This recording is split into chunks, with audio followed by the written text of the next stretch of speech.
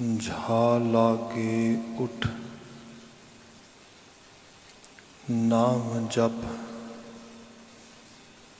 निस्बा सुरियारात कारा तुझे न व्यापई नानक मिटै उपात।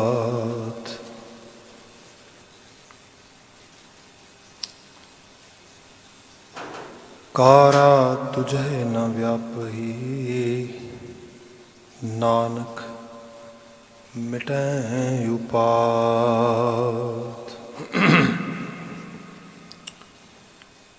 जुगो जुग अटल शब्द सतगुरु तन तन गुरु ग्रंथ साहिब जी दातार पिता अकाल पुरख वाहिगुरु जी अपर अपार मेहरामत प्रभात समय गुरुद्वारा साहब का यह दीवान असी टैलीविजन राही सोशल मीडिया राही दूर दराज घरां थावां ते माण रहे हैं। वडभागता है जो पवित्र पावन गुरबचन गुरवाक अरदास तो उपरंत आप जी नूं भाई साहब ने सरवण करवाया है। यह राग धनासरी की रचना है। महला पंजवां गुरु अर्जन पातशाह जी पंचम नानक इस बचन को उचरित कर रहे हैं। आप जी ने शब्द सरवण कर लिया है। असी सीधे विचार उदा आगाज करते हैं। एक बार मन बिरतियाँ एकाग्र करनिया रस्मी तौर पर विचार का आगाज करिए। वाहिगुरु जी का खालसा वाहिगुरु जी की फतेह। इस पवित्र पावन शब्द का जो मुख सुनेहा है जो कि रहाव का पता बनता है। सब जिक्र कर रहे हैं जी की एक ही पैमानी अवर जतन कर रहे बहु तेरे तिन तिल नहीं कीमत जानी रहाव। जी की एक ही पैमानी जी साड़ी जिंद साडा जीवात्म साड़ी रूह जो इंसानी चेतना कॉन्शियस जिन्हों असीं कह सकते है गए हैं। जी की एक ही पैमानी इहदी इक्को रूप दे विच ही पहमानता है पुरमानता है। यदि सिग्निफिकेशन उस लैवल ते बनती है कि ये रब्बी गुणां दे नाल अपने आप नूं जोड़े ते रब्बी गुणां नाल जुड़ के इस जीवन दी जिहड़े मीनिंग्स ने उन्हां नूं प्राप्त कर सके। एज ए ह्यूमन बीइंग ये जो लाइफ सानू मिली है ये बड़े बड़े परपज़ लिए मिली है। तो उस परपज़ नूं असी कदी भी माइनस ना करिए अपने विचों। इहदे उत्ते गुरबाणी गुरु ग्रंथ साहब बार बार सानू एम्फेसाइज कराउंदा फोकस कराउंदा है। जो बचन इत्थे आया है एग्जैक्टली यहो बचन कई बार दोहरा के गुरु ग्रंथ साहब चाहुंदे ने। किते महाराज ये एहसास कराउंदे हो बंदे ये जीवन प्राप्त होया इहदा परपज़ तैनूं अंडरस्टैंड हुंदा है। महाराज किवें असी बचन पढ़ते हैं भई प्राप्त मानुख देहुरिया गोबिंद मिलन की यह तेरी बरिया। ये परपज़ है इहदा। ये तेरे जीवन विचों कदी भी परा नहीं होना चाहिए कदी भी माइनस नहीं होना चाहिए। महाराज ने किते बयान किया अपने वालों अरजोइयां करया कर कि हे अकाल पुरख वाहिगुरु जी मिल जगदीश मिलन की बरिया चिरंकाल एह देह सिंजरिया। बड़ी शिद्दत की उड़ीक तो बाद मनुखा जीवन मिलिया आ ते मालक तेरे मलाप तो बिना तेरे एहसास तो बिना अजाई ना चला जाए। तरस करी मेरे ते। किते महाराज बयान कर दे प्रथमै गर्भ मात कै वासा ऊहा छाड़ धरन मैं आया। ये जिंदगी एक जर्नी है, एक सफ़र आ।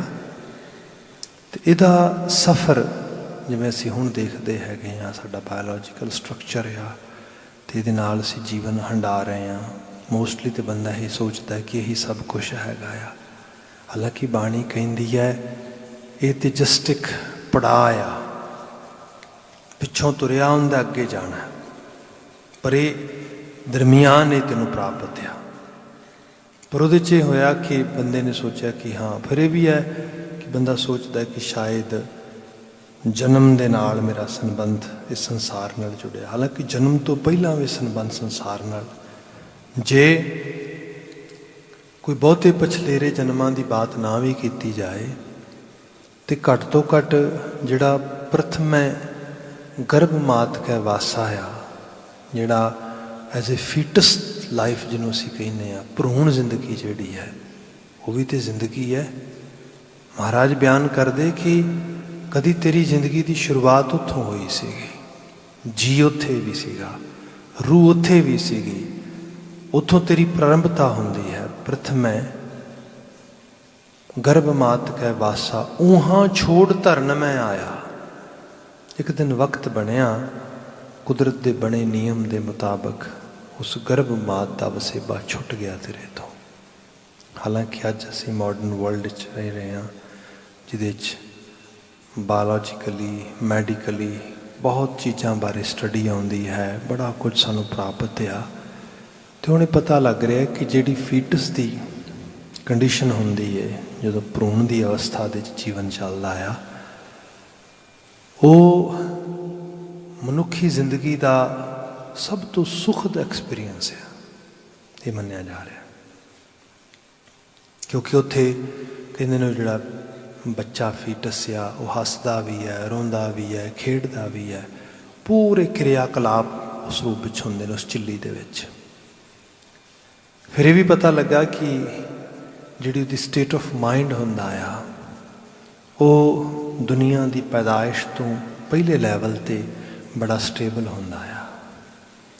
हुण इहो जिहियां चीज़ां जिहड़ियां ने अज स्टडीज़ आ रही ने सब उस तरीके दे नाल इहदे रीजन डिफरेंट डिफरेंट वे दे नाल लभ रहे ने, थ्योरीज लभ रहे ने। पर जो स्पिरिचुअल साइड पर आ जाते हैं, जिवें बाणी के बचन पढ़ीए तो बाणी कहती है भी मात गर्भ में आपन सिमरन दे तैं तुम राखण हारे। उत्थे उन्हें सिमरन की दात दिती सी तेनू, इस करके वो जिहड़ी गर्भ अगन सी उहदे तेरा बचाव भी सीगा ते तेरी वो अवस्था भी सी। जिवें ही जोन छाड़ जगत में आया लागत पवन खसम बिसराया। जिवें तू उस झिल्ली का त्याग किया, धरती ते आमद हुई, तेरा विजोग हो गया। विजोग किते तो होया अकाल पुरख वाहिगुरू तो, उहदे नाम तो, उहदी होंद तो, उहदे एहसास तो। उस विजोग विच फिर कुरलाहट है, फिर रुदन है। तो उस रुदन नूं दूर करने वास्ते संसार दे कोल भोग पदार्थ ने। संसार कहता है, रोंदा है, चलो इनू कुछ खाण नूं दे दिओ, इनू पीण नूं दे दिओ, इनू पाण नूं दे दिओ, ताकि इनू ये जिहड़ी चीज़ आ, जिहड़ा विजोग आ, जिहदे करके उन्होंने सोग आउंदा, उन्होंने रुदन आउंदा, वो नहीं आएगा। हालांकि जिहड़ा रुदन आ वो तो एक्चुअल विछड़ के आया, विछोड़े करके आया। तो विछोड़ा किहदा? उस अकाल पुरख वाहिगुरू की होंद था, उहदे एहसास था सुरत विचों। पर वो क्या नहीं नहीं इनू भोग दे दिओ, भोग देता वध तो वध। तो भोग का तो यही मायना हुंदा है, भोगंग ता रोगंग, उहदे चों बीमारियां पैदा होंदियां। वो मानसिक भी ने, वो आत्मक भी ने, वो शरीरक भी ने। सो बंदा फिर एक अजीब तरह की दुनिया चला जाता, जिन्हों असी डिजीज़ मॉडल कह दें सारे का सारा, वो सारे रूप दे विच। करोना अच असी कह रहे हैं, कोविड-19 की सिचुएशन कह रहे हैं, नो डाउट बड़ी ड्रास्टिक लगती है। वो इस करके लगती है क्योंकि जिहड़ा साडा मैडिकल मॉडल है अनफिट हो जाता है ये सामने। वो बिल्कुल जिहड़ा है किसी काम का नहीं रहिंदा। सारी मैडिकल रिसर्च ये सामने छोटी हो जाती है। इस करके उन्होंने कहा गया है ਅਦਰਵਾਈਜ਼ ਇਹ ਕਰੋਨਾ ਤੇ ਕੋਵਿਡ-19 ਨਾ ਵੀ ਹੋਏ ਤੇ ਤਾਂ ਕਿਹੜਾ ਸੰਸਾਰ ਦੇ ਵਿੱਚ ਬਿਮਾਰੀਆਂ ਨਹੀਂ ਹੈਗੀਆਂ, ਤਾਂ ਕਿਹੜਾ ਸੰਸਾਰ ਦੇ ਵਿੱਚ ਡਿਜ਼ੀਜ਼ ਕਰਕੇ ਮੌਤਾਂ ਨਹੀਂ ਹੁੰਦੀਆਂ, ਲੋਕੀ ਸਫਰ ਨਹੀਂ ਕਰਦੇ। ਸਭ ਚੀਜ਼ਾਂ ਹੋ ਤੇ ਰਹੀਆਂ ਚਾਰ ਚੁਫੇਰੇ। ਸੋ ਸਾਰੇ ਦੇ ਵਿੱਚ ਇਹ ਅਹਿਸਾਸ ਰੱਖਣਾ ਕਿ ਇਹ ਜੀਵਨ ਆ, ਇਹ ਜੀਵਨ ਕਿਸੇ ਵੱਡੇ ਪਰਪਸ ਲਈ ਮਿਲਿਆ ਆ। ਬਾਕੀ ਅਸੀਂ ਟਾਈਮ ਬੀਇੰਗ ਲਈ ਧਰਤੀ ਤੇ ਇੱਕ ਮਹਿਮਾਨ ਦੇ ਨੁਮਾਇੰਦੇ ਆ। ਆਪਣਾ ਰੋਲ ਚੰਗੀ ਤਰ੍ਹਾਂ ਪਹਿਚਾਨੀਏ, ਚੰਗੀ ਤਰ੍ਹਾਂ ਕਰੀਏ। ਇਹਨੂੰ ਗੁਰੂ ਸਾਹਿਬ ਨੇ ਕਿਹਾ ਤੇਰੇ ਜੀਵਨ ਦਾ ਅਸਲ ਪਰਪਸ ਇਹ ਹੈ, ਆਪਣੇ ਰੋਲ ਨੂੰ ਸਹੀ ਪਹਿਚਾਨ ਕੇ ਕਰਨਾ। ਅਦਰਵਾਈਜ਼ ਪ੍ਰਥਮੈ ਗਰਭ ਮਾਤ ਕੈ ਵਾਸਾ ਊਹਾਂ ਛੋੜ ਤਰਨ ਮੈਂ ਆਇਆ, ਚਿੱਤਰ ਸਾਲ ਸੁੰਦਰ ਬਾਗ ਮੰਦਰ ਸੰਗ ਨ ਕਛੂ ਹੈ ਜਾਇਆ।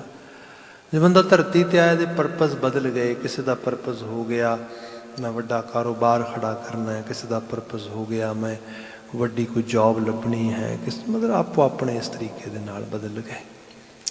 ਤੇ ਉਹਦੇ ਨਾਲ ਸਰਮਾਏਦਾਰੀ, ਦੌਲਤ, ਸਰਮਾਇਆ, ਪੈਸਾ ਸਭ। ਬਾਣੀ ਇਹ ਨਹੀਂ ਕਹਿੰਦੀ ਇਹ ਚੀਜ਼ਾਂ ਲੋੜੀਂਦੀਆਂ ਨਹੀਂ, ਚਾਹੀਦੀਆਂ ਨੇ। ਇਹ ਰੁਜ਼ਗਾਰ ਚਾਹੀਦਾ, ਇੱਥੇ ਗੁਜਰਾਨ ਚਾਹੀਦਾ, ਸਭ ਕੁਝ। ਪਰ ਇਹ ਅਲਟੀਮੇਟ ਪਰਪਸ ਲਾਈਫ ਦਾ ਨਹੀਂ ਹੈਗਾ। ਇਹ ਤਾਂ ਜਸਟ ਇਹ ਹੈ ਕਿ ਅਸੀਂ ਰਹਿਣਾ ਇੱਥੇ, ਜੀਣਾ ਇਸ ਉਹਦੇ 'ਚ ਅਸੀਂ ਸਾਰਾ ਕੰਟਰੀਬਿਊਸ਼ਨ ਕਰਨਾ ਹੈਗਾ, ਕਿਉਂਕਿ ਧਰਤੀ 'ਤੇ ਅਸੀਂ ਕੰਟਰੀਬਿਊਟਰ ਹੈਗੇ ਹਾਂ। ਅਸੀਂ ਕੰਟਰੀਬਿਊਟ ਕਰਕੇ ਜਾਣਾ ਹੈਗਾ। ਬੰਦਾ ਕੰਟਰੀਬਿਊਟਰ ਬਣਨ ਦੀ ਬਜਾਏ ਕੰਜ਼ਿਊਮਰ ਬਣਦਾ ਆ। ਇਹ ਕੰਜ਼ਿਊਮ ਕਰਨਾ ਚਾਹੁੰਦਾ ਆ, ਇਹ ਸਾਰੇ ਕਸ ਨੂੰ ਭੋਗ ਕੇ ਆਪਣੇ ਹਿੱਸੇ ਪਾਉਣਾ ਚਾਹੁੰਦਾ ਆ। ਅਤੇ ਉਸ ਵਿੱਚੋਂ ਫਿਰ ਜਿਹੜਾ ਅੱਜ ਦਾ, ਜਿਹਨੂੰ ਅਸੀਂ ਨਿਊ ਫਿਊਡਲ ਮਾਡਲ ਕਹਿ ਰਹੇ ਹੈਗੇ ਆ, ਨਵਾਂ ਜਗੀਰਦਾਰੀ ਨਿਜ਼ਾਮ ਪੈਦਾ ਹੋ ਰਿਹਾ ਹੈਗਾ। ਬੰਦਾ ਧਰਤੀ ਨੂੰ ਜ਼ਗੀਰ ਸਮਝਦਾ, ਆਪਣੀ ਆਲੇ ਦੁਆਲੇ ਨੂੰ ਜ਼ਗੀਰ ਸਮਝਦਾ, ਮਲਕੀਅਤ ਸਮਝਦਾ ਆਪਣੀ। ਹਾਲਾਂਕਿ ਮਲਕੀਅਤ ਤੇ ਕਰਤਾਰ ਦੀ ਹੈ। ਅਸੀਂ ਤੇ ਸਾਰੇ ਦੇ ਸਾਰੇ ਇੱਥੇ ਵਕਤੀ ਤੌਰ 'ਤੇ ਆਪਾਂ ਆਪਣਾ ਰੋਲ ਅਦਾ ਕਰਨਾ ਹੈਗਾ। ਪਰ ਸਭ ਕਹਿੰਦੇ ਹੋਇਆ ਇਹ ਕਿ ਚਿੱਤਰ ਸਾਲ ਸੁੰਦਰ ਬਾਗ ਮੰਦਰ, ਚਿੱਤਰਸਾਲਾਵਾਂ, ਸੋਹਣੇ ਬਾਗ ਮੰਦਰ, ਇਹ ਸਭ ਆਲੇ ਦੁਆਲੇ ਦਿਸੇ। ਇਹਨਾਂ ਦੇ ਵਿੱਚ ਇਤਨਾ ਗਲਤਾਨ ਹੋ ਗਿਆ ਕਿ ਭੁੱਲ ਗਿਆ ਵਾਹਿਗੁਰੂ, ਭੁੱਲ ਗਿਆ ਰੱਬ, ਭੁੱਲ ਗਿਆ ਸਭ ਕੁਛ ਉਸ ਰੂਪ ਦੇ ਵਿੱਚ। ਤੁਸੀਂ ਦੇਖੋ ਅੱਜ ਬੰਦੇ ਨੂੰ ਐਥਿਕਸ ਯਾਦ ਕਰਾਉਣੇ ਪੈਂਦੇ। No this is unethical, we should not do these kind of exercises. ਪਰ ਬੰਦਾ ਕਹਿੰਦਾ ਹੂ ਕੇਅਰ। ਇਹਦੇ ਨਾਲ ਜੇ ਮੈਨੂੰ ਕੋਈ ਮਟੀਰੀਅਲਿਸਟਿਕ ਅਚੀਵਮੈਂਟ ਹੁੰਦੀ ਹੈ, ਮੈਨੂੰ ਕੋਈ ਪਦਾਰਥਕ ਪ੍ਰਾਪਤੀ ਹੁੰਦੀ ਹੈ, I will follow this path. However, this path is leading actually toward the hell, toward the actually ਜਿਹੜਾ ਹੈ ਨਰਕ ਦੇ ਵਾਲੇ ਪਾਸੇ ਲੈ ਕੇ ਜਾ ਰਿਹਾ ਹੈਗਾ। But who care? ਕੇਅਰ ਕਾਹਦੀ ਹੈ? ਮਨ ਆਈ ਹੋ ਰਹੀ ਹੈ। ਇਹ ਸਭ ਚੀਜ਼ਾਂ ਚਿੱਤਰ ਸਾਲ ਸੁੰਦਰ ਬਾਗ ਮੰਦਰ, ਇਹ ਪੁੱਗ ਰਿਹਾ ਸਾਰੇ ਦਾ ਸਾਰਾ। ਤੇ ਸਭ ਕਹਿੰਦੇ ਚੇਤੇ ਰੱਖੀ ਸੰਗ ਨਾ ਕਛੂ ਹੈ ਜਾਇਆ। ਇਹ ਤੋਂ ਕੋਈ ਪੰਡ ਬਣ ਕੇ ਨਹੀਂ ਲੈ ਕੇ ਗਿਆ। ਇੱਥੇ ਹੀ ਉਪਜਿਆ, ਇੱਥੇ ਹੀ ਬਣਾਇਆ, ਇੱਥੇ ਹੀ ਢਹਿ ਗਿਆ। ਇਹੀ ਚੀਜ਼ ਆ। ਇਸ ਅਹਿਸਾਸ ਨੂੰ ਬੰਦਾ ਸੁਰਤ 'ਚ ਰੱਖੇ। ਫਿਰ ਕਈ ਵਾਰੀ ਬੰਦਾ ਜੋ ਇਸ ਲੈਵਲ 'ਤੇ ਸੋਚਦਾ, ਅੱਛਾ ਕੁਝ ਨਾਲ ਨਹੀਂ ਆਇਆ, ਕੁਝ ਨਾਲ ਨਹੀਂ ਜਾਣਾ, ਸੰਸਾਰ ਵਿੱਚ ਐਵੇਂ ਆਏ ਆ, ਐਵੇਂ ਤੁਰ ਜਾਣਾ, ਫਿਰ ਪ੍ਰਾਪਤੀ ਕੀ ਹੈ? ਜਿਹਨੂੰ ਸਾਹਿਬ ਨੇ ਕਿਹਾ ਜੀ ਕੀ ਇੱਕ ਹੈ ਹੀ ਪਹਿਮਾਨੀ। ਉਸ ਸ਼ਬਦ 'ਚ ਮਹਾਰਾਜ ਬਿਆਨ ਕਰਦੇ ਕਿ ਚਿੱਤਰ ਸਾਲ ਸੁੰਦਰ ਬਾਗ ਮੰਦਰ ਸੰਗ ਨ ਕਛੂ ਹੈ ਜਾਇਆ, ਅਵਰ ਸਭ ਮਿਥਿਆ ਲੋਭ ਲੱਭੀ। ਸਭ ਮਿਥਿਆ, ਮਿਥਿਅਕ ਰੂਪ ਦੇ ਵਿੱਚ ਅਜਾਈ ਬੇਕਾਰ, ਲੋਭ ਲੱਭੀ, ਲੋਭ ਲਬੇੜ ਵਿੱਚ ਬੰਦਾ ਪਿਆ ਹੈਗਾ ਆ। ਜੇ ਧਿਆਨ ਨਾਲ ਦੇਖਿਆ ਜਾਏ ਤੇ ਕੀ ਜਿਹੜਾ ਅੱਜ ਅਸੀਂ ਸੰਸਾਰ ਬਣਾਇਆ ਹੈਗਾ, ਮਲਟੀ ਮਿਲੀਅਨਸ ਤੇ ਮਲਟੀ ਬਿਲੀਅਨਸ ਤੇ ਮਲਟੀ ਟ੍ਰਿਲੀਅਨਸ ਦੀ ਇਕੋਨਮੀਜ਼ ਖੜੀਆਂ ਕੀਤੀਆਂ ਗਈਆਂ, ਸਾਰੇ ਦਾ ਸਾਰਾ ਉਹ ਸਟਰਕਚਰ ਬਿਲਡ ਕਰਕੇ ਤੇ ਉਹਦੇ 'ਚ ਇੱਕ ਅਜੀਬ ਆਪਣੇ ਆਪ ਨੂੰ ਐਂਟਰਟੇਨ ਕਰਨ ਵਾਲੀ ਬਾਤ ਬੰਦੇ ਨੇ ਲੈ ਆਂਦੀ ਹੈ। ਇਹ ਸਵਾ ਐਂਟਰਟੇਨਮੈਂਟ ਤੋਂ ਹੋਰ ਕੁਝ ਵੀ ਨਹੀਂ। ਜਿਹਨੂੰ ਸਾਹਿਬ ਨੇ ਕਿਹਾ ਸੀਗਾ ਕਿ ਮਨੋਰੰਜਨ ਕੀ ਮਾਇਆ। ਦੋ ਪ੍ਰਸ਼ਾਦੇ ਛਕਣੇ ਨੇ। ਅੱਜ ਕੋਵਿਡ-19 ਦੇ ਵਿੱਚ ਸਭ ਤੋਂ ਵੱਧ ਜ਼ੋਰ ਕਿਤੇ ਲੱਗ ਰਿਹਾ ਕਿ ਤੁਸੀਂ ਸਭ ਤੋਂ ਵੱਡੇ ਅੱਜ ਲੱਕੀ ਹੋ, ਬੜੇ ਤੁਹਾਡਾ ਫੋਰਚੂਨ ਹੈ, ਵਧੀਆ ਹੈਗਾ ਆ ਜੇ ਤੁਹਾਡਾ ਇਮਿਊਨ ਸਿਸਟਮ ਠੀਕ ਹੈ। ਤੇ main wealth is nothing in front of the health. Health ਦੀ ਜਦੋਂ ਗੱਲ ਆ ਰਹੀ ਹੈ, ਬੰਦਾ ਕਹਿੰਦਾ ਵੀ ਹੈਲਦੀ ਰਵਾਂਗੇ ਤੇ ਵੈਲਥ ਵੀ ਕੰਮ ਆ ਜਾਏਗੀ, ਆਪਣਾ ਅਦਰਵਾਈਜ਼ ਨਥਿੰਗ। ਹੁਣ ਜਿਹੜੀ ਇਹ ਚੀਜ਼ ਆ ਇਮਿਊਨਿਟੀ ਲਈ ਕੀ ਚਾਹੀਦਾ? ਚੰਗਾ ਪਦਾਰਥ ਖਾਣ ਵਾਸਤੇ। ਬੰਦੇ ਨੂੰ, ਤੇ ਉਹ ਵੀ ਚੰਗਾ ਪਦਾਰਥ, ਨੇਚਰ ਦੇ ਨੇੜੇ ਰਹਿਣਾ, ਨੈਚੁਰਲ ਚੀਜ਼ਾਂ ਦੇ ਨਾਲ ਸਾਂਝ ਬਣਾਉਣੀ, ਇਹ ਸਭ ਕੁਝ ਜਿਹੜਾ ਉਹ ਸਾਡਾ ਫਾਸਟ ਫੂਡ ਮਾਡਲ ਸੀਗਾ, ਜਿਹੜੀ ਸਾਡੀ ਉਹ ਸਾਰੇ ਦੀ ਸਾਰੀ ਸ਼ੋਅ ਆਫ ਵਾਲੀ ਸਾਰੀ ਦੁਨੀਆ ਸੀ, ਉਹ ਕਿੱਧਰ ਗਈ ਹੁਣ ਹੀ ਪਤਾ ਲੱਗ ਰਿਹਾ ਕਿ ਉਹ ਕਿਸੇ ਕੰਮ ਦੀ ਨਹੀਂ ਹੈਗੀ। ਜਿਹੜਾ ਸੋ ਕਾਲਡ ਰੈਸਟੋਰਾਂ ਮਾਡਲ ਬਣਾਇਆ ਗਿਆ ਸੀਗਾ ਵੀ ਬੰਦਾ ਆਊਟਿੰਗ ਕਰ ਰਿਹਾ ਹੈ, ਬੰਦਾ ਸਾਰਾ ਕੁਛ, ਉਹ ਸਭ ਚੀਜ਼ਾਂ ਧਰੀਆਂ ਧਰਾਈਆਂ ਰਹਿ ਗਈਆਂ। ਇਹ ਸਭ ਚੀਜ਼ਾਂ ਸਾਨੂੰ ਕੁਝ ਸਿਖਾ ਰਹੀਆਂ ਨੇ, ਦਰਸਾ ਰਹੀਆਂ ਨੇ।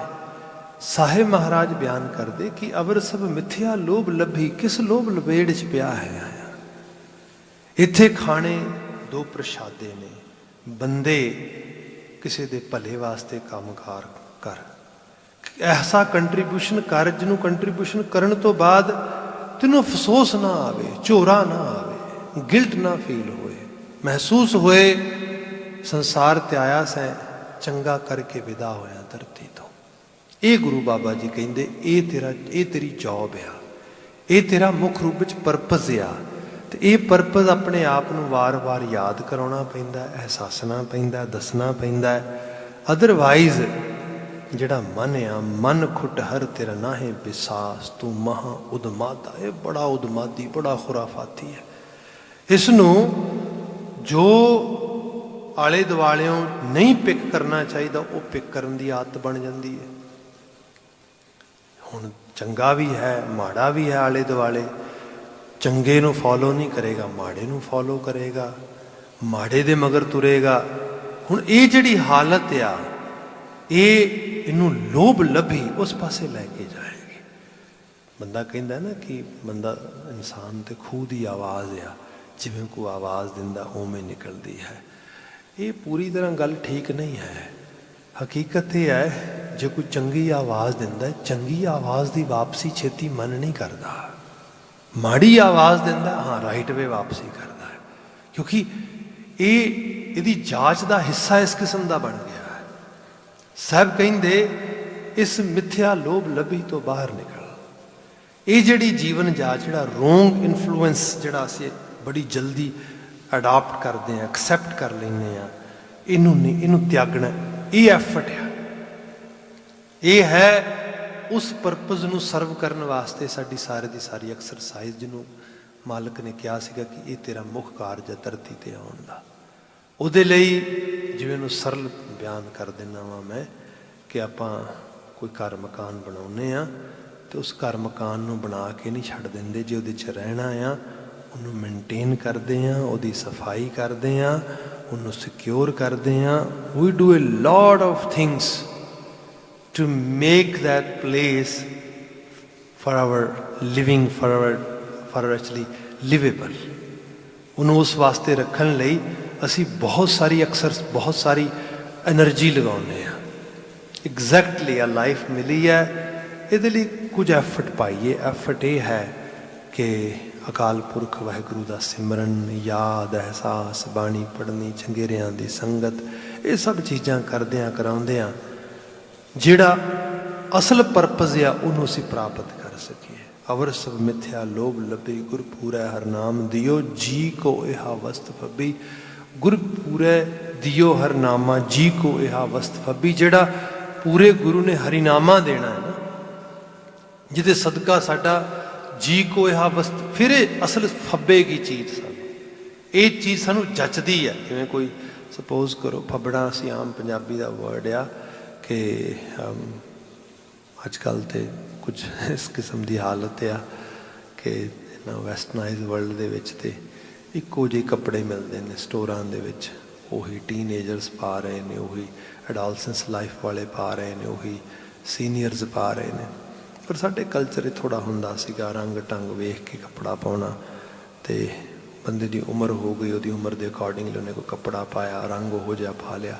ਅਤੇ ਕੋਈ ਬੰਦਾ ਕਹਿ ਵੀ ਦਿੰਦਾ ਸੀਗਾ ਕਿ ਤੁਹਾਨੂੰ ਇਹ ਰੰਗ ਫੱਬਦਾ ਨਹੀਂ, ਹੁਣ ਨਾ ਪਾਇਆ ਕਰੋ, ਤੁਹਾਨੂੰ ਇਹ ਕੱਪੜਾ ਫੱਬਦਾ ਨਹੀਂ, ਜੱਚਦਾ ਨਹੀਂ। ਮੇਨ ਇਹ ਚੀਜ਼ ਤੁਹਾਡੇ ਵਾਸਤੇ ਇਨਐਪਰੋਪਰੀਏਟ ਆ। ਸੋ ਜਿਹੜੀ ਐਪਰੋਪਰੀਏਟ ਆ ਉਹ ਕੀ ਹੈ? ਐਪਰੋਪਰੀਏਸ਼ਨ ਜਿਹੜੀ ਇਹਦੇ 'ਚ ਆ ਰਹੀ ਹੈ, ਜੀ ਕੋ ਇਹ ਵਸਤ ਫੱਬੀ, ਜਿਹੜਾ ਹਰੀ ਨਾਮਾ ਆ, ਰੂਹ ਨੂੰ ਉਹ ਚੀਜ਼ ਫੱਬਦੀ ਹੈ। ਸਾਨੂੰ ਆਪਣੇ ਜੀਵਨ ਦੀ ਐਨਰਜੀ, ਟਾਈਮ, ਸਮਾਂ, ਰੱਬ ਰੱਬ ਕਰਨ ਵਾਲੇ ਪਾਸੇ ਲਾਣਾ ਚਾਹੀਦਾ। ਇਹ ਫੱਬਦੀ ਇਹ ਚੀਜ਼ ਹੈ।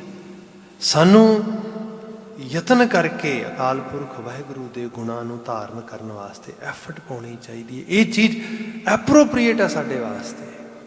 ਮਹਾਰਾਜ ਨੇ ਬਿਆਨ ਕੀਤਾ ਇਸ ਪਾਵਨ ਸ਼ਬਦ ਦੇ ਵਿੱਚ, ਜੀ ਕੀ ਏਕੈ ਹੀ ਪਹਿਮਾਨੀ। ਇਹ ਹੈ ਜਿੱਥੇ ਇਸ ਜਿੰਦ ਦੀ ਪੁਰਮਾਨਤਾ, ਇਹਦੇ ਮਾਇਨੇ ਪੂਰੇ ਹੁੰਦੇ ਨੇ, ਇਹਨੂੰ ਮੀਨਿੰਗਸ ਮਿਲਦੇ ਨੇ, ਇਹਦੀ ਲਾਈਫ ਜਿਹੜੀ ਹੈ ਉਹਦੇ ਉਹ ਮੀਨਿੰਗਫੁਲ ਹੁੰਦੀ ਹੈ। ਅਵਰ ਯਤਨ ਕਰ ਰਹੇ ਬਹੁਤੇਰੇ, ਤਿਨ ਤਿਲ ਨਹੀਂ ਕੀਮਤ ਜਾਨੀ।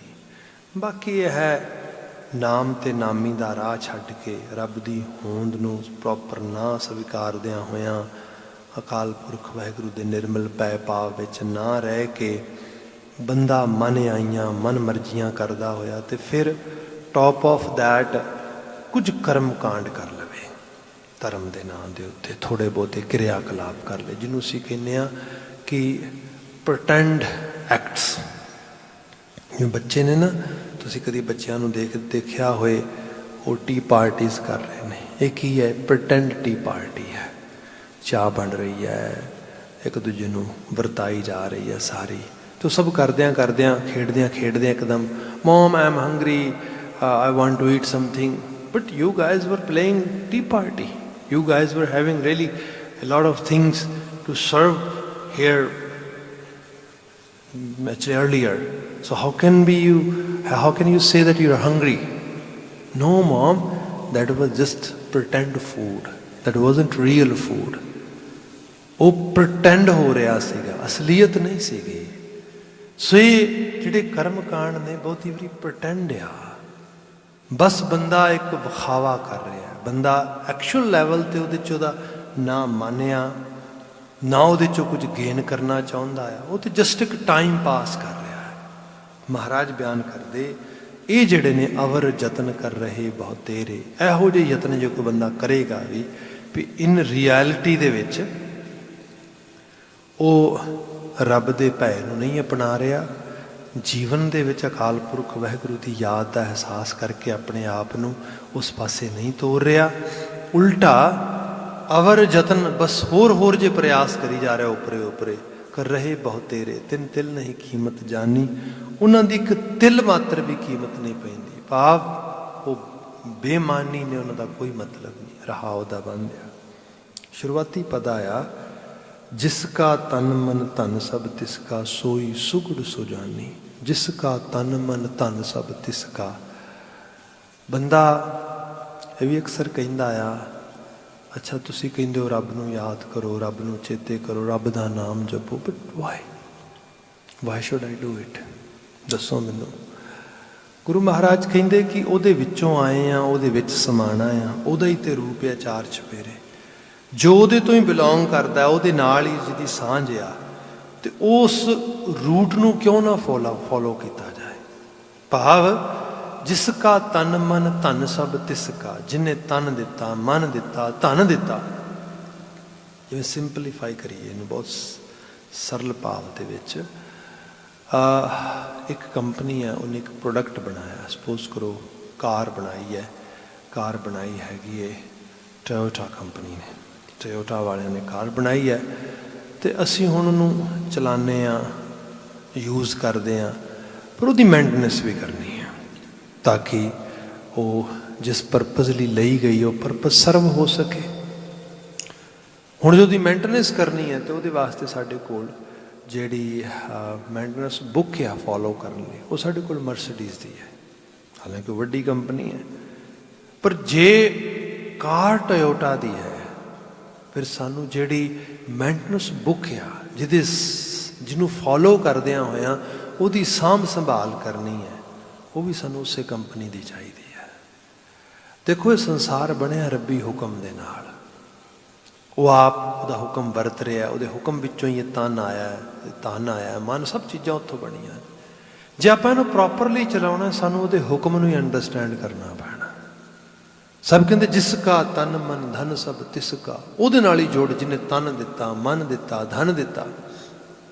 ਤੇ ਫਿਰ ਇਹ ਸੋਈ ਸੁਗੜ ਸੁਜਾਨੀ, ਤੇ ਸੁਗੜ ਸੁਜਾਨ ਵੀ ਉਹੀ ਹੈ। ਮੈਂ ਸੁਗੜ ਸੁਜਾਨ ਨਹੀਂ ਹੋ ਸਕਦਾ ਉਹਦੇ ਤੋਂ ਟੁੱਟ ਕੇ, ਹਾਂ ਉਹਦੇ ਨਾਲ ਜੁੜ ਕੇ फिर मैं नहीं ना रह गया, फिर तो तू हो गया, तो तू तो सियाणा ही है, वो तो सियाणा ही है ना। पर सब कहते ਉਹਦੇ ਨਾਲ ਜੁੜ ਜਿਹੜਾ ਸੁਗੜ ਸੁਜਾਨ ਆ। ਅਦਰਵਾਈਜ਼ ਅਸੀਂ ਇਨਸਾਨ ਆ, ਚੰਗਾ ਕਰਨ ਤੁਰਦੇ ਆ, ਮਾੜਾ ਕਰਕੇ ਵਾਪਸ ਮੁੜਦੇ ਆ। ਬੰਦਾ ਜਦੋਂ ਆਪਣੇ ਮਨ ਆਈ ਕਰਕੇ ਮਨ ਮਰਜ਼ੀ ਨਾਲ ਕਿਸੇ ਚੀਜ਼ ਨੂੰ ਫਿਕਸ ਕਰਨਾ ਚਾਹੁੰਦਾ ਆ, ਮੈਂ ਸਿੰਪਲ ਬਾਤ ਕਰਦਾ ਆ, ਜਿਵੇਂ ਰਿਲੇਸ਼ਨਸ਼ਿਪਸ ਨੇ ਅੱਜ ਕੱਲ੍ਹ ਸਾਡੀ ਸਭ ਤੋਂ ਵੱਡਾ ਇਸ਼ੂ ਜਿਹੜਾ ਹੈਗਾ, ਰਿਲੇਸ਼ਨਸ਼ਿਪ ਡੀਲ ਕਰਨੇ ਨਹੀਂ ਆ ਰਹੇ ਸਾਨੂੰ। We are actually totally witnessing failure in relationship dealing. ਉਹਦਾ ਰੀਜ਼ਨ ਇਹ ਹੈ, ਅਸੀਂ ਇੱਕ ਤਾਂ ਬਹੁਤ ਹੈਕਟਿਕਲੀ, ਬੜੀ ਕਾਹਲੇਪਨ ਦੇ ਨਾਲ ਜਜਮੈਂਟਲ ਬਣ ਜਾਂਦੇ ਹਾਂ, ਬਿਕੋਜ਼ ਵੀ ਜੱਜ everything very on actually you can say very fast ਪੇਸ। ਮਾੜਾ ਜਿਹਾ ਕੋਈ ਸੱਜੇ ਖੱਬੇ ਕਿਸੇ ਨੇ ਗੱਲ ਕਹੀ, ਕੋਈ ਮਾੜਾ ਜਿਹਾ ਕਿਸੇ ਤੋਂ ਸੱਜੇ ਖੱਬੇ ਹੋਇਆ, ਤਾਂ ਅਸੀਂ ਰਾਈਟ ਵਿੱਚ ਜੱਜ ਕਰਦੇ ਹਾਂ ਕਿ ਇਹ ਬੰਦਾ ਐਵੇਂ ਹੈ, ਬੰਦਾ ਐਵੇਂ, ਇਸ ਤਰੀਕੇ ਦੇ ਨਾਲ। ਉਹਦੇ ਨਾਲ ਫਿਰ ਬੇਭਰੋਸਗੀ ਵੱਧਦੀ ਹੈ। ਬੇਭਰੋਸਗੀ ਰਿਸ਼ਤੇ 'ਚ ਸਨੇਹ ਨਹੀਂ ਪੈਦਾ ਹੋਣ ਦਿੰਦੀ, ਇਤਫਾਕ ਉਸ ਕਿਸਮ ਦਾ ਨਹੀਂ ਬਣਨ ਦਿੰਦੀ, ਸਾਂਝ ਨਹੀਂ ਬਣਨ ਦਿੰਦੀ। ਹੁਣ ਜਿਹੜੀ ਬਾਤ ਇਹਦੇ 'ਚ ਆ ਰਹੀ ਹੈ, ਮਹਾਰਾਜ ਕਹਿੰਦੇ ਕਿ ਤਿੰਨ ਸੋਈ ਸੁਗੜ ਸੁਜਾਨੀ। ਹੁਣ ਬੰਦਾ ਇਹ ਸੋਚੇ ਕਿ ਮੈਂ ਆਪਣੀ ਮਰਜ਼ੀ ਦੇ ਨਾਲ ਸਾਰਾ ਕੁਝ ਫਿਕਸ ਕਰ ਦੇਣਾ ਜਲਦੀ ਜਲਦੀ। ਮਹਾਰਾਜ ਕਹਿੰਦੇ ਭਰੋਸਾ ਰੱਖ ਰੱਬ ਤੇ। ਉਹ ਸੁਗੜ ਸੁਜਾਨ ਆ, ਜਿਹੋ ਜਿਹੇ ਹਾਲਾਤ ਬਣਦੇ ਨੇ ਉਹਨਾਂ ਦੇ ਵਿੱਚ ਜੇ ਜੋ ਤੇਰੇ ਲਈ ਜਦ ਕਿ ਬਾਤ ਹੋਈ ਐਪਰੋਪਰੀਏਟ, ਵਾਜਬ ਆ, ਜੋ ਉਹਨੂੰ ਤੂੰ ਫੋਲੋ ਕਰ, ਬਾਕੀ ਉਹਦੇ ਤੇ ਛੱਡ ਦੇ। ਸੁਗੜ ਸੁਜਾਨ ਹੈ, ਚੰਗਾ ਹੀ ਕਰੇਗਾ, ਵਧੀਆ ਕਰੇਗਾ। ਤੇ ਮਹਾਰਾਜ ਕਹਿੰਦੇ ਜਿਹਨੂੰ ਇਹ ਭਰੋਸਾ ਆ ਗਿਆ ਨਾ, ਤਿੰਨ ਹੀ ਸੁਣਿਆ ਦੁੱਖ ਸੁੱਖ ਮੇਰਾ, ਤੌਬਿਦ ਨੀਕੀ ਖਟਾਨੀ। ਉਹਨੂੰ ਮਹਿਸੂਸ ਹੋਇਆ ਮੇਰਾ ਅਕਾਲ ਪੁਰਖ ਵਾਹਿਗੁਰੂ ਮੇਰੇ ਦੁੱਖ ਸੁੱਖ ਦਾ ਭਾਈਵਾਲ, ਉਹਨੂੰ ਪਤਾ ਹੈ ਸਭ, ਉਹ ਜਾਣਦਾ, ਉਹਨੂੰ ਅਹਿਸਾਸ ਹੈ ਇਸ ਗੱਲ ਦਾ। ਤੇ ਫਿਰ ਕਿਹਾ ਤੌਬਿਦ ਨੀਕੀ ਖਟਾਨੀ, ਫਿਰ ਜਾਣੋ ਅਸੀਂ ਕੋਈ ਚੰਗੀ ਕਮਾਈ ਕਰਕੇ ਵਿਦਾ ਹੋਏ। ਅਦਰਵਾਈਜ਼ ਇਹ ਕੋਈ ਪ੍ਰਾਪਤੀ ਨਹੀਂ ਕਿ ਬੰਦਾ ਧਰਤੀ ਤੇ ਆਵੇ ਤੇ ਆ ਕੇ ਇਹ ਜੀਵਨ ਦੀ ਐਨਰਜੀ, ਇਹ ਜੀਵਨ ਅਜਾਈਂ ਵੇਸਟ ਕਰਕੇ ਚਲਾ ਜਾਏ। ਮਹਾਰਾਜ ਕਹਿੰਦੇ ਇਹ ਨਹੀਂ ਚਾਹੀਦਾ। ਚਾਹੀਦਾ ਤੇ ਇਹ ਹੈ ਕਿ ਬੰਦਾ ਆਪਣੀ ਜੀਵਨ ਨੂੰ ਜੀਏ, ਹੰਡਾਏ, ਤੇ ਜਦੋਂ ਵਿਦਾ ਹੋਏ ਤੇ ਇਹ ਹੋਏ ਕਿ ਹਾਂ ਆਇਆ ਸੀ ਕੁਝ ਪ੍ਰਾਪਤ ਕਰਕੇ, ਕੁਝ ਖੱਟ ਕੇ ਚੱਲਿਆ। ਐਸਾ ਨਹੀਂ ਕਿ ਸੁੰਨੇ ਘਰ ਕਾ ਪਾਹੁਣਾ, ਜਿਉਂ ਆਇਆ ਤਿਉਂ ਜਾਓ। ਜਿਵੇਂ ਕਿਸੇ ਸੁੰਨੇ ਘਰ ਦੇ 'ਚ ਕੋਈ ਪ੍ਰਾਹੁਣਾ ਆਇਆ, ਜਿਵੇਂ ਸੁੱਚੇ ਮੂੰਹ ਆਇਆ ਸੀ ਉਵੇਂ ਹੀ ਤੁਰ ਗਿਆ। ਸੰਸਾਰ ਵਿੱਚ ਆਏ ਐਸੇ ਆਏ, ਨਾ ਆਏ ਇੱਕ ਬਰਾਬਰ, ਨਾ ਆਏ ਆ ਇੱਥੋਂ ਕੁਝ ਪ੍ਰਾਪਤ ਕਰਕੇ। ਤੇ ਪ੍ਰਾਪਤ ਕਰਕੇ ਕੀ ਹੈ, ਜਿਸ ਵਾਸਤੇ ਲਾਈਫ ਮਿਲੀ ਸੀ ਕਿ ਉਹ ਪਰਪਸ ਸਰਵ ਕਰਕੇ ਅਸੀਂ ਇੱਥੋਂ ਵਿਦਾ ਹੋਏ। ਤੌਬਿਦ ਨੀਕੀ ਖਟਾਨੀ। ਅਗਲੇਰਾ ਬਚਨ ਹੈ, ਅੰਮ੍ਰਿਤ ਨਾਮ ਨਿਰਮੋਲਕ ਹੀਰਾ, ਗੁਰ ਦੀਨੋ ਮੰਤਾਨੀ।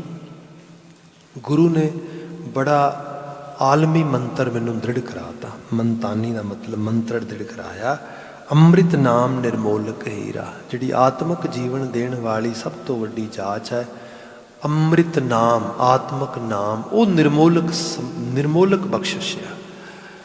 ਦੇਖੋ ਅਸੀਂ ਕਹਿੰਦੇ ਹਾਂ ਹੀਰੇ ਜਵਾਹਰਾਤ, ਜਿਹੜੇ ਜਰਮਸ ਐਂਡ ਡਾਇਮੰਡਸ ਵਗੈਰਾ ਹੁੰਦੇ ਨੇ, ਇਹ ਬੇਸ਼ਕੀਮਤੀ ਪ੍ਰੀਸ਼ੀਅਸ ਚੀਜ਼ਾਂ ਨੇ।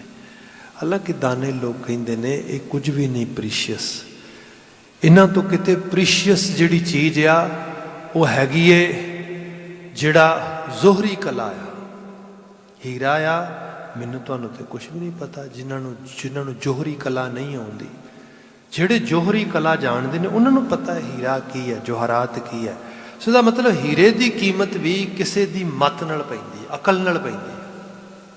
ਫਿਰ ਜਿਹੜੀ ਉਹ ਮੱਤ ਅਕਲ ਆ ਉਹ ਤੇ ਹੀਰੇ ਤੋਂ ਕਿਤੇ ਕੀਮਤੀ ਹੈ, ਕਿਤੇ ਬੇਸ਼ਕੀਮਤੀ ਰਤਨ ਆ। ਇਹਨੂੰ ਗੁਰੂ ਬਾਬਾ ਜੀ ਨੇ ਬਾਣੀ 'ਚ ਲਿਟਰਲੀ ਤੌਰ 'ਤੇ ਕਈ ਵਾਰ ਬਿਆਨ ਕੀਤਾ। ਜਿਵੇਂ ਅਸੀਂ ਨਿਤਨੇਮ ਦੀ ਬਾਣੀ 'ਚ ਪੜ੍ਹਦੇ ਹਾਂ, ਮੱਤ ਵਿੱਚ ਰਤਨ ਜਵਾਹਰ ਮਾਣਿਕ, ਜੇ ਇੱਕ ਗੁਰ ਕੀ ਸਿੱਖ ਸੁਣੀ। ਮੱਤ ਵਿੱਚ ਰਤਨ ਜਵਾਹਰ ਮਾਣਕ ਪੈਦਾ ਹੋ ਜਾਣ, ਇੱਕ ਸਿੱਖਿਆ ਗੁਰੂ ਦੀ ਜੇ ਕਿਤੇ ਬੰਦਾ ਉਸ ਲੈਵਲ 'ਤੇ ਉਹਨੂੰ ਡਾਈਜੈਸਟ ਕਰ ਲਿਆ, ਉਹਨੂੰ ਪ੍ਰੋਸੈਸ ਕਰ ਲਿਆ ਆਪਣੇ ਅੰਦਰ। ਤੇ ਹੁਣ ਆਹ ਬਾਤ ਜਿਹੜੀ ਹੈ, ਇਹ ਹੈ ਅੰਮ੍ਰਿਤ ਨਾਮ ਨਿਰਮੋਲਕ ਹੀਰਾ। ਗੁਰੂ ਕਾ ਉਪਦੇਸ਼ ਆਤਮਿਕ ਜੀਵਨ ਦਾ ਖਜ਼ਾਨਾ ਆ, ਪਰ ਇਹ ਖਜ਼ਾਨਾ ਜਿਹਦੀ ਸੁਰਤ 'ਚ ਟਿਕ ਜਾਏ। ਅਦਰਵਾਈਜ਼ ਪਾਣੀ ਦੀ ਟੈਪ ਚੱਲ ਰਹੀ ਹੈ ਤੇ ਉਹਦਾ ਕੋਈ ਲਾਹਾ ਨਹੀਂ ਖੱਟ ਰਿਹਾ, ਉਹਦੇ ਥੱਲੇ ਕੋਈ ਬਰਤਨ ਪਾਏਗਾ ਤੇ ਉਹਦੇ ਵਿੱਚ ਸਾਂਭੇਗਾ ਉਸ ਪਾਣੀ ਨੂੰ, ਉਸ ਜਲ ਨੂੰ, ਤਾਂ ਹੀ ਉਹਦਾ ਵੈਲਿਊ ਬਣੇਗੀ ਨਾ। ਸਭ ਕਹਿੰਦੇ ਗੁਰ ਰਸਨਾ ਅੰਮ੍ਰਿਤ ਬੋਲਦੀ, ਹਰ ਰਸਨਾ ਨਾਮ ਸੁਹਾਵੀ। ਗੁਰੂ ਦੀ ਤੇ ਆਤਮਿਕ ਉਪਦੇਸ਼ ਦੇਣ ਵਾਲੀ ਰਸਨਾ ਅਲਾਪ ਰਹੀ ਹੈ, ਨਾਮ ਦੇ ਰਹੀ ਹੈ। ਗੁਰਸਨਾ ਅੰਮ੍ਰਿਤ ਬੋਲਦੀ, ਰਸਨਾ ਨਾਮ ਸੁਹਾਵੀ। ਜਿਨ੍ਹਾਂ ਸੁਣ ਸਿੱਖਾਂ ਗੁਰ ਮੰਨਿਆ, ਤਿੰਨਾਂ ਭੁੱਖ ਸਭ ਜਾਵੀ। ਇਹ ਭੁੱਖ ਕਿਹਨਾਂ ਦੀ ਦੂਰ ਹੋਏਗੀ? ਕਿਹੜੇ ਨਾਮ ਤੋਂ ਲਾਹਾ ਖੱਟਣਗੇ? ਜਿਨ੍ਹਾਂ ਸੁਣ ਸਿੱਖਾਂ ਗੁਰ ਮੰਨਿਆ, ਜਿਨ੍ਹਾਂ ਨੇ ਸੁਣਿਆ, ਸੁਣ ਕੇ ਉਹ ਸਿੱਖਿਆ ਤੇ ਮੰਨਿਆ। ਇਹ ਹੈ ਅੰਮ੍ਰਿਤ ਨਾਮ ਨਿਰਮੋਲਕ ਹੀਰਾ। ਉਹ ਨਿਰਮੋਲਕ ਹੀਰਾ ਬੇਸ਼ਕੀਮਤੀ ਰਤਨ, ਬੇਸ਼ਕੀਮਤੀ ਦੌਲਤ ਹੈ ਜਿਹੜੀ ਗੁਰੂ ਸਿੱਖਿਆ ਦੇ ਰੂਪ ਵਿੱਚ ਵੰਡ ਰਿਹਾ, ਦੇ ਰਿਹਾ। ਇਹ ਮੰਤਾਨੀ ਹੈ, ਮੰਤਰ ਆ। ਜਿਹਨੂੰ ਕੰਨਾਂ 'ਚ ਮੰਤਰ ਪਾਣਾ ਆ ਜਾਏ। ਫਿਰ ਦਾਨੇ ਲੋਕਾਂ ਨੇ ਬਚਨੇ ਵੀ ਕਿਹਾ, ਕਹਿੰਦੇ ਕੰਨ ਤੇ ਮਨ ਦਾ ਬੜਾ ਗਹਿਰਾ ਰਿਸ਼ਤਾ ਆ। ਜਿਨ੍ਹਾਂ ਚੀਜ਼ਾਂ ਨੂੰ ਤੁਸੀਂ ਆਪਣੇ ਕੰਨਾਂ 'ਚ ਨਹੀਂ ਪੈਣ ਦਿੰਦੇ, ਉਹ ਤੁਹਾਡੇ ਮਨ ਵਿੱਚ ਕਿਵੇਂ ਪੈ ਸਕਦੇ? ਜੇ ਕੰਨ 'ਚ ਨਹੀਂ ਪਈ ਤੇ ਮਨ ਤੱਕ, ਕੰਨ ਤੋਂ ਮਨ ਦਾ ਰਾਹ ਆ। ਸੁਣਿਆ ਸਿੱਧ ਪੀਰ ਸੁਰਨਾਥ, ਸੁਣਿਆ ਤਰਤ ਤਵਲ ਆਕਾਸ਼, ਸੁਣਿਆ ਦੀਪ ਲੋ ਪਾਤਾਲ, ਸੁਣਿਆ ਪੋਹ ਨਾ ਸਕੈ ਕਾਲ। ਇਹ ਸੁਣਨ ਕਰਕੇ ਹੀ ਹੈ। ਸੁਣਿਆ, ਮੰਨਿਆ, ਮਨ ਕੀਤਾ ਭਾਵ। ਸੁਣਨ ਤੋਂ ਬਾਅਦ ਮੰਨਣ ਦੀ ਬਾਤ ਆਏਗੀ। ਮੰਨਣੇ ਤੇ ਤਾਂ ਮੰਨਣਾ ਨਾ ਜਦ ਅੰਦਰ ਜਾਏਗਾ। ਇਹ ਮੰਤਾਨੀ ਮੰਤਰ ਆ। ਤੇ ਮੰਤਰ ਜਿਹੜਾ ਆ ਇਹ ਸੁਣਨ ਵਾਲਾ ਆ। ਬੰਦੇ ਨੇ ਅਟੈਂਸ਼ਨ ਪੇ ਕਰਨੀ ਆ। ਬੰਦੇ ਨੇ ਇਸ ਚੀਜ਼ ਨੂੰ ਆਪਣੀ ਸੁਰਤ 'ਚ ਪ੍ਰੋਸੈਸ ਹੋਣ ਦੇਣਾ ਆ। ਇਹਨੂੰ ਸਾਹਿਬ ਮਹਾਰਾਜ ਬਿਆਨ ਕਰਦੇ, ਅੰਮ੍ਰਿਤ ਨਾਮ ਨਿਰਮੋਲਕ ਹੀਰਾ, ਗੁਰ ਦੀਨੋ ਮੰਤਾਨੀ, ਡਿਗੈ ਨਾ ਡੋਲੇ ਦ੍ਰਿੜ ਕਰ ਰਹੇ ਹੋ, ਪੂਰਨ ਹੋਏ ਤ੍ਰਿਪਤਾਨੀ।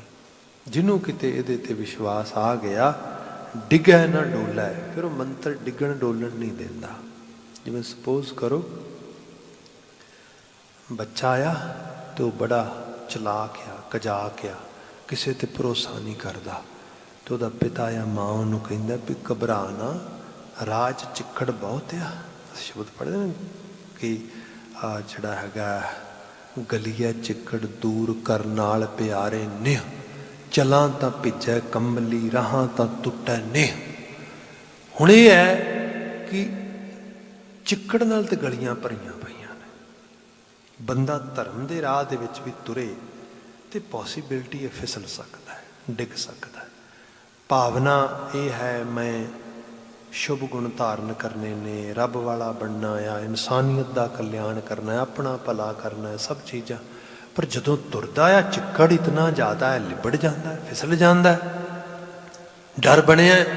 ਫਿਰ ਇਹਦੇ 'ਚ ਜਾਂ ਤੇ ਇਹ ਹੈ ਬੰਦਾ ਤੁਰੇ ਹੀ ਨਾ, ਖੜ ਜਾਏ ਇੱਕ ਜਗ੍ਹਾ ਤੇ। ਜਿਵੇਂ ਜੋਗੀ ਬਰਾਗੀ ਬਣ ਗਏ ਵੀ ਆਪਾਂ ਤੇ ਸਥਿਰ ਹੋ ਗਏ ਇੱਕ ਜਗ੍ਹਾ ਤੇ, ਇਸ ਤਰ੍ਹਾਂ ਤੇ ਬਾਤ ਨਹੀਂ ਬਣੇਗੀ, ਤੁਰਨਾ ਤੇ ਪਏਗਾ। ਫਿਰ ਬੰਦਾ ਤੁਰੇ ਤੇ ਕਿਵੇਂ ਤੁਰੇ? ਫਿਰ ਕੋਈ ਵਾਰ ਹੁੰਦਾ ਹੈ ਕਿ ਨਾਲ ਕੋਈ ਸਿਆਣਾ ਹੁੰਦਾ ਆ, ਪਿਤਾ ਆ, ਮਾਤਾ ਆ, ਕੋਈ ਗਾਈਡ ਆ, ਉਹ ਕਹਿੰਦਾ ਮੈਨੂੰ ਬਾਂਹ ਫੜਾ ਦੇ, ਮੇਰੇ ਤੇ ਭਰੋਸਾ ਰੱਖ, ਤੈਨੂੰ ਡਿੱਗਣ ਨਹੀਂ ਦਿੰਦਾ। ਕਈ ਵਾਰ ਬੰਦਾ ਬਹੁਤ ਚਲਾਕ ਹੁੰਦਾ ਆ। ਭਾਈ ਗੁਰਦਾਸ ਜੀ ਇੱਕ ਜਗ੍ਹਾ ਜ਼ਿਕਰ ਕਰਦੇ, ਕਹਿੰਦੇ ਕਿ ਰਾਹ ਛੱਡ ਉੱਜੜ ਪਵੈ। ਜਿਹੜਾ ਬੰਦਾ ਆਪਣੇ ਆਪ ਨੂੰ ਬਾਹਲਾ ਚਲਾਕ ਤੇ ਸਿਆਣਾ ਸਮਝਦਾ, ਕਈ ਵਾਰੀ ਉਹਨੂੰ ਰਾਏ ਵੀ ਪਾਓ ਤੇ ਰਾਏ ਨਹੀਂ ਪੈਂਦਾ, ਉਜਾੜੇ ਦੇ ਰਾਹ ਪੈਂਦਾ ਆ। ਕਹਿੰਦੇ ਬੇੜੇ ਵਿੱਚ ਬਹਾਲੀ ਹੈ, ਕੁੱਦ ਪਵੈ ਵਿੱਚ ਵਹਿਣ ਧਿੰਗਾਣਾ। ਉਹਨੂੰ ਬੇੜੇ 'ਚ ਬਿਠਾਓ ਵੀ ਇੱਥੇ ਬਹਿ ਜਾ, ਬੇੜਾ ਤੈਨੂੰ ਪਾਰ ਲਾ ਦੇਗਾ। ਉਹ ਕਹਿੰਦਾ ਬੇੜੇ ਤੇ ਭਰੋਸਾ ਨਹੀਂਗਾ ਮੈਨੂੰ। ਉਹ ਆਪ ਛਾਲ ਮਾਰ ਦਿੰਦਾ ਵਹਿਣ ਦੇ ਵਿੱਚ, ਪਾਣੀ 'ਚ ਛਾਲ ਮਾਰਦਾ, ਮੈਂ ਤਰ ਕੇ ਪਾਰ ਨਿਕਲਾਂਗਾ। ਪਾਣੀ ਦੀਆਂ ਏਡੀਆਂ ਏਡੀਆਂ ਛੱਲਾਂ ਕਿੱਥੇ ਨਿਕਲੇਗਾ? ਜਿਹੜੀ ਸਾਡੀ ਇਹ ਹਾਲਤ ਆ ਨਾ ਕਿ ਅਸੀਂ ਕਹਿੰਦੇ ਕਿ I know everything, yes I can deal with everything, I don't want to ask help anyone. No, I'm okay.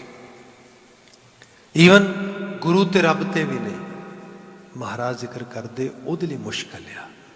ਜਿਹਨੂੰ ਇਹ ਹੋਇਆ ਕਿ ਨਹੀਂ ਕਰਨ ਕਰਾਉਣ ਵਾਲਾ ਆਪੇ ਆਪ ਹੈ, ਮਨਾ ਉਹਦੇ ਤੇ ਭਰੋਸਾ ਰੱਖ। ਪਰ ਮਹਾਰਾਜ ਕਹਿੰਦੇ ਫਿਰ ਉਹ ਡੋਲਣ ਵੀ ਨਹੀਂ ਦਿੰਦਾ।